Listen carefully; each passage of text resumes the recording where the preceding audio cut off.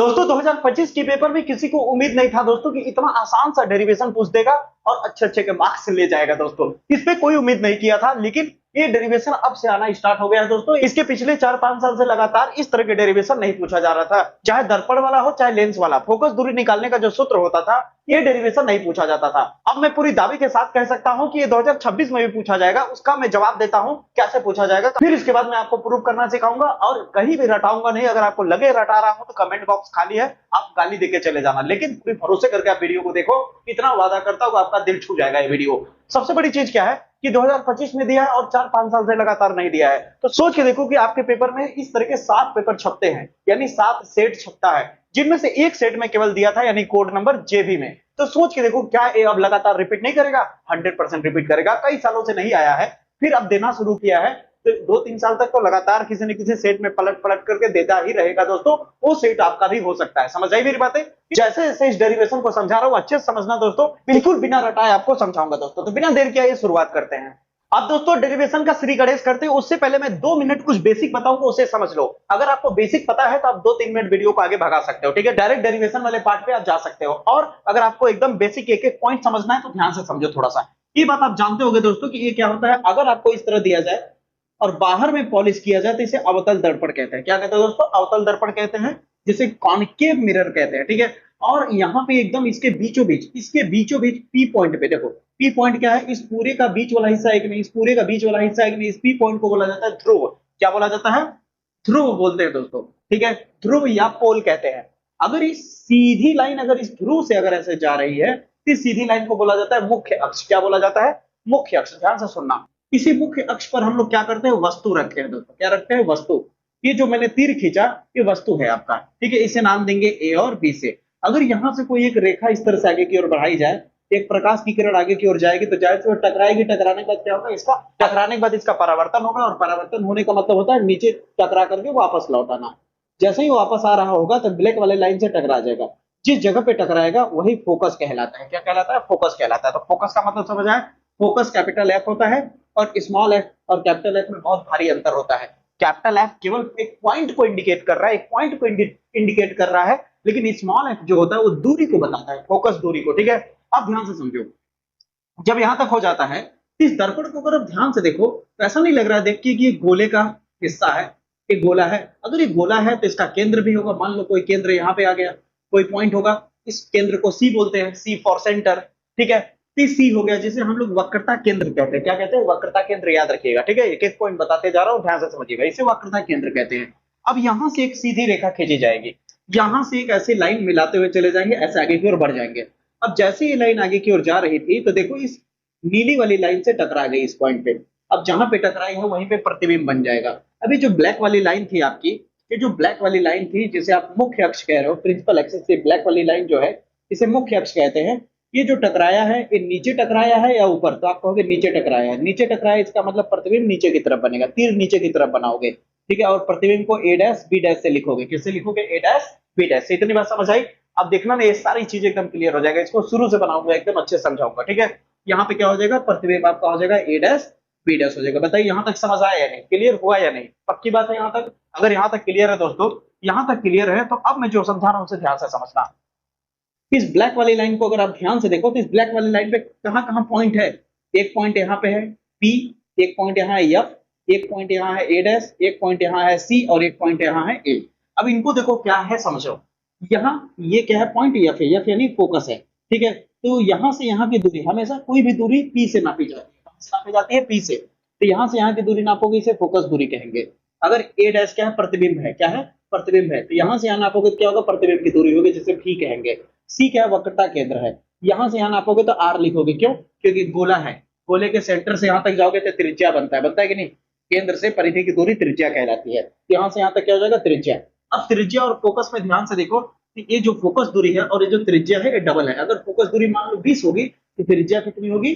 40 होगी। अगर फोकस दूरी 40 है तो वक्रता त्रिज्या कितनी होगी? 80 होगी। अगर फोकस दूरी 10 है तो वक्रता त्रिज्या 20 होगी। हमेशा वक्रता त्रिज्या जो होगी फोकस की डबल होती है। इसलिए फोकस को बराबर होने के लिए क्या करना पड़ेगा? 2 का गुणा करना पड़ेगा। यहाँ एक फार्मूला मिल गया। एफ अकेला करोगे तो क्या हो जाएगा? 2 इधर आ जाएगा तो डिवाइड के नीचे चला जाएगा। यहाँ तक क्लियर हो गया? ये बेसिक था।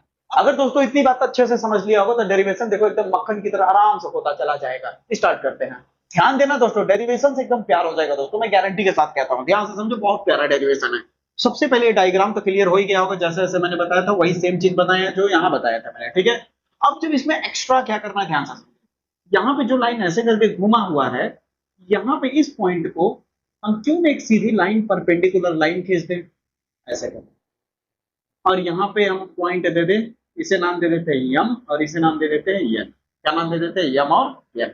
अब यहाँ का और यहाँ का बिंदु देखो, ये देखने में लग रहा है कि दूर है, थोड़ा सा दूर है, लेकिन एक्चुअली में बहुत ज्यादा नजदीक है, बहुत ज्यादा नजदीक है। अगर ये बहुत ज्यादा नजदीक है तो मेरी जब मर्जी करेगी कि लगभग, तब इसका मतलब बहुत एक दूसरे के नजदीक है, तो ये कह सकते हैं मेरी मर्जी करेगी तो यन को हटा के हम पी लिख सकते हैं, या मेरी मर्जी करेगी तो पी को हटा के यन लिख सकते हैं आवश्यकता के अनुसार, ठीक है। याद रखना। अब आगे बढ़ाता हूं कहानी को। अब मैं जो चीजें दिखाऊंगा उसे ध्यान से देखना, जो मैं करूंगा उसे मैं साइड में जरूर बनाऊंगा। क्या आप इस डायग्राम पे फोकस कर रहे हो दोस्तों? अगर ये डायग्राम आप देख पा रहे होगे तो आपको ये डायग्राम दिख रहा होगा, ध्यान से देखोगे तो आपको दिख जाएगा। दिखा? ए डैश, बी डैश, ए और बी, और इस जगह पे सी, ठीक है। ये डायग्राम आपको यहाँ पे दिख रहा होगा, देखिए ए बी सी, ए वाला ट्रायंगल, और यहाँ पे ए डैश बी डैश सी, ए वाला ट्रायंगल दिखा। दोनों त्रिभुज को ध्यान से देखो तो ये भी 90 डिग्री वाला है, ये भी 90 डिग्री, यानी ये भी समकोण त्रिभुज है, ये भी समकोण त्रिभुज, यानी दोनों की बिरादरी, दोनों की वैरायटी एक जैसी है। तो जब दोनों की बिरादरी सेम होती है, दोनों की कैटेगरी सेम होती है, तो इसे समरूप कहते हैं। समरूप यानी एक दूसरे के समरूप है। तो आप यहाँ पे लिखोगे कि त्रिभुज ए बी सी जो है तथा त्रिभुज ए डैश बी डैश सी जो है वो क्या होगा, समरूप है। अब जब ये समरूप है तो समरूप में होता क्या है, इनके भुजाओं का अनुपात बराबर होता है। अगर आप ऐसे नहीं समझ पा रहे हो तो आप डायरेक्ट एक ट्रिक से लिखो। ट्रिक क्या है कि इस त्रिभुज का लंब कौन है, ए है, और इस त्रिभुज का लंब कौन है, ए है। इन लंब को बटे में लिख दो। ऊपर वाले को पहले लिखो ए बी बटे, इसका लंब क्या है ए डैश बी डैश, फिर बराबर का चिन्ह लगा दो। अब इन दोनों का आधार का अनुपात लिख दो, अनुपात मतलब बटे में। तो अभी यहाँ पे देखा जाए तो बटे के ऊपर किसको लिखे थे, इस वाले ट्रायंगल का, इस वाले ट्रायंगल का आधार बटे के ऊपर रहेगा। तो इस ट्रायंगल का आधार कौन है ना, एसी, तो एसी ऊपर हो जाएगा, और यहाँ पे क्या हो जाएगा ए डैश सी, ये हो जाएगा समीकरण नंबर 1। बताओ यहाँ तक क्लियर हुआ? अगर यहाँ तक क्लियर हुआ तो इसी तरह एक और मैं दिखा रहा हूँ डायग्राम, ध्यान देना।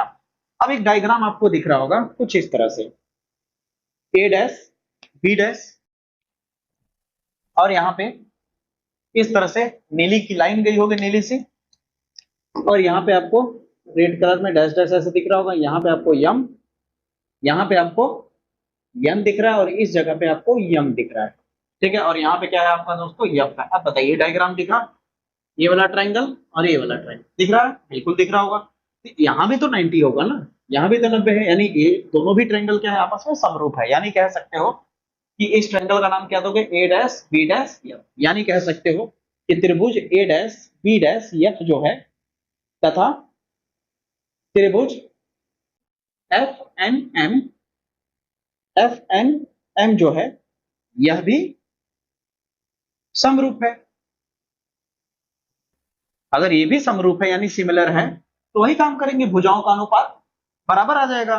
तो पहले लंब वाले को लिखेंगे, तो नीचे वाले को लिखे पहले लंब को, या ऊपर वाले को, तो ऊपर वाले को पहले लिखेंगे, यानी एम एन बटे में क्या आ जाएगा ए डैश बी डैश, बराबर में कौन आएगा आधार। तो आधार इस नीचे वाले ट्रायंगल का आधार पहले लिखे, या ऊपर वाले ट्रायंगल का आधार पहले लिखे, जो ऊपर में दिख रहा है, तो आप इसको लिखोगे ना, यानी एफ एन बटे के नीचे क्या हो जाएगा ए डैश एफ। अब बताइए यहां तक क्लियर है? इसे समीकरण 2 मत मानना, क्यों? क्योंकि यहाँ पे एक खेल है।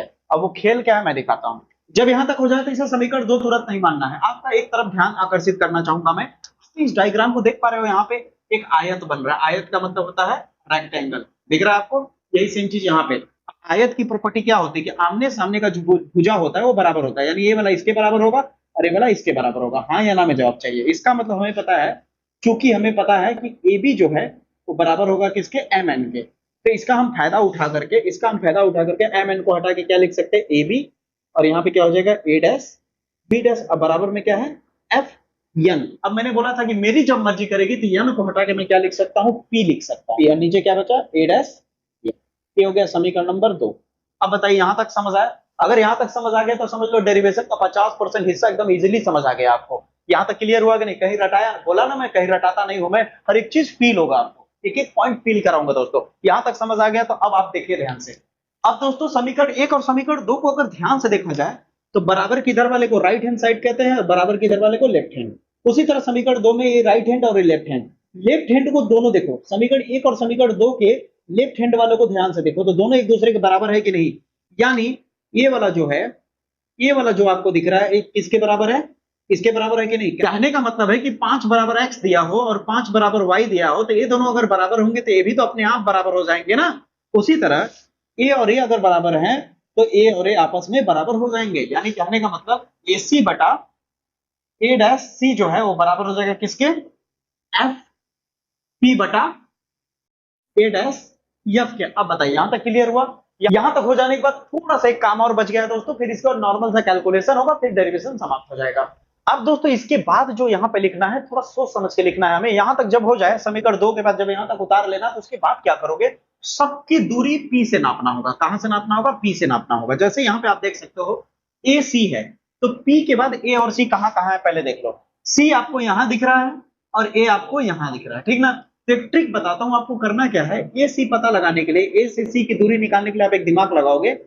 ए से पी तक की दूरी पहले लिखोगे, ए से पी, फिर माइनस कर देना सी से पी की दूरी को, सी से पी की दूरी को, यानी यहां से यहां की दूरी को, यहां से यहां की दूरी को इतना माइनस कर दोगे तो इतना बच जाएगा। ठीक है, हो गया काम इसका। फिर नीचे क्या है, ए डैश सी। अब देख लेते हैं इसको भी कहां से नापेंगे, पी से नापेंगे। तो ए डैश सी कहां पे है, ए डैश पहले पड़ रहा है, ए डैश आपका पहले पड़ रहा है और सी आपका पीछे पड़ रहा है। आप देख सकते हो ए डैश के इधर सी है।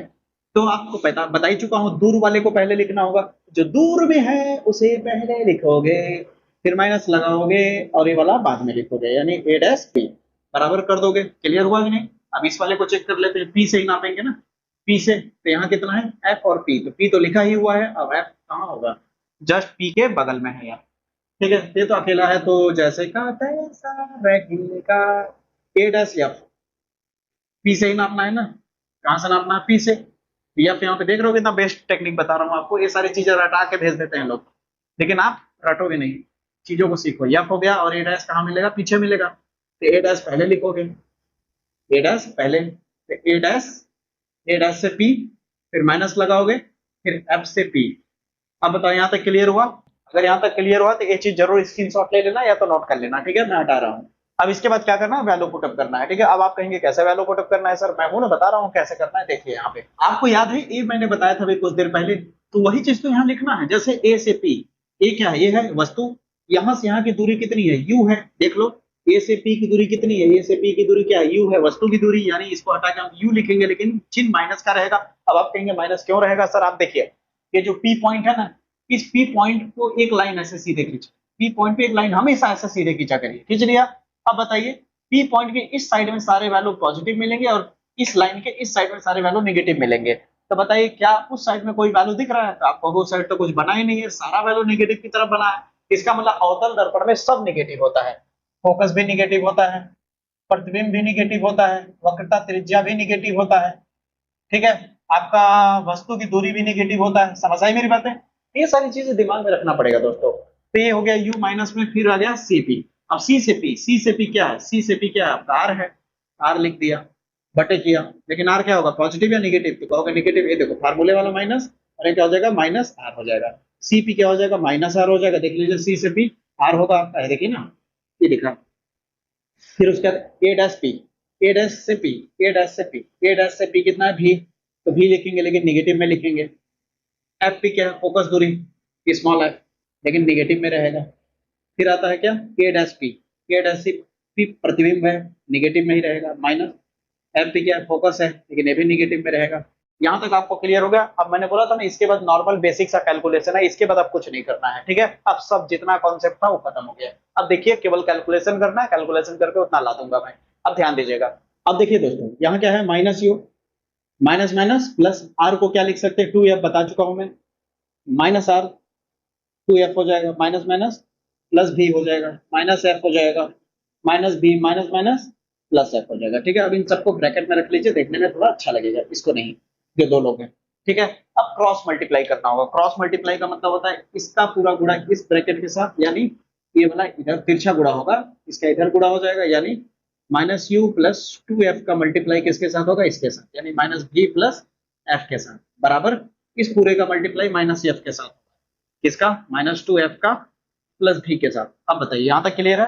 अब हमें यहां से कुछ एक्स्ट्रा तो करना नहीं है, बस इसे कैलकुलेट करके वहां तक पहुंचना है, इसलिए मैं इधर का मिटा देता हूं। आप यहाँ तो नोट कर लीजिए या तो स्क्रीनशॉट ले लीजिए। ठीक है, अब आप लोग दोस्तों 12th क्लास के हो, इसका कैलकुलेशन एकदम आपके लिए बाएं हाथ का खेल है, एकदम इजीली समझ आ जाएगा। देखिए, ठीक है, ध्यान दीजिए दोस्तों, जो वीडियो को बिना भगाए देखा होगा, गारंटी के साथ के तो बहुत मजा आया होगा, उसको एक एक पॉइंट क्लियर हुआ होगा। ठीक है, औरों के मुकाबले 2 मिनट ज्यादा लग सकता है, लेकिन कंटेंट बेस्ट मिलेगा आपको। ठीक है, ध्यान से समझिए। अब मल्टीप्लाई करिए, अब यू को पकड़िए, इस माइनस यू का मल्टीप्लाई इससे भी होगा, इससे भी होगा। माइनस यू का माइनस भी से करेंगे तो पहले माइनस माइनस प्लस हो जाएगा, यू का भी से करेंगे तो क्या हो जाएगा, यू भी हो जाएगा। ठीक है, फिर इस यू का एफ से करेंगे तो माइनस प्लस माइनस होगा, यू का एफ से करेंगे तो जाएगा यू एफ। यहां तक क्लियर हुआ।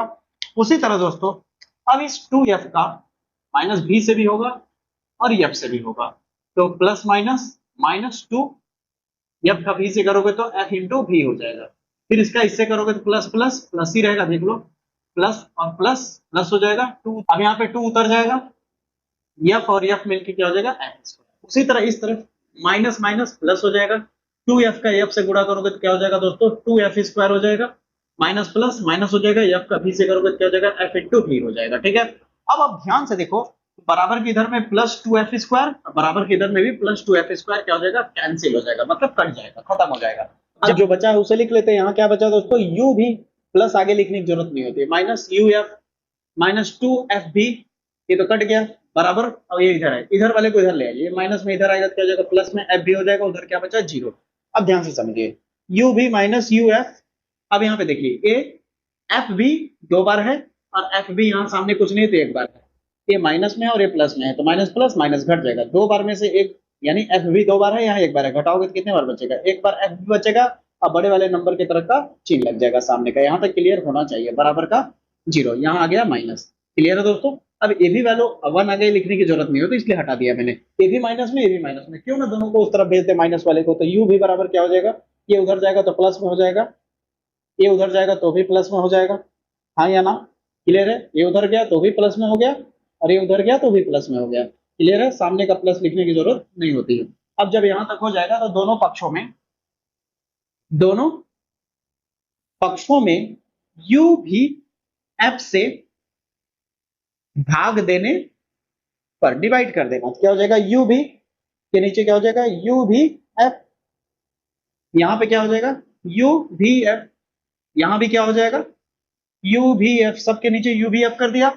अब देखो क्या क्या कट रहा है, u से u कटा, v से v कटा, यहाँ क्या बचा, 1/f, बराबर f से f कटा, v से v कटा, 1/u बचा, प्लस f से f कटा, u से u कटा, ऊपर में कुछ नहीं बचा तो 1, नीचे में v बचा। अब बताओ प्रूफ हो गया कि नहीं, वही चीज क्लियर है, वही चीज है, चिंता मत करिए, आगे पीछे लिखने से कोई दिक्कत की बात नहीं है। अब बताइए क्लियर हुआ। अगर आपको ये वीडियो समझ आया, बेस्ट लगा, तो आप चैनल को सब्सक्राइब करके ज्यादा से ज्यादा इस चैनल को सपोर्ट जरूर करो। इसी तरह से दोस्तों बेहतर से बेहतर रे ऑप्टिक्स के जितने भी मोस्ट इंपोर्टेंट डेरिवेशन है सब कुछ करा दूंगा मैं आपका।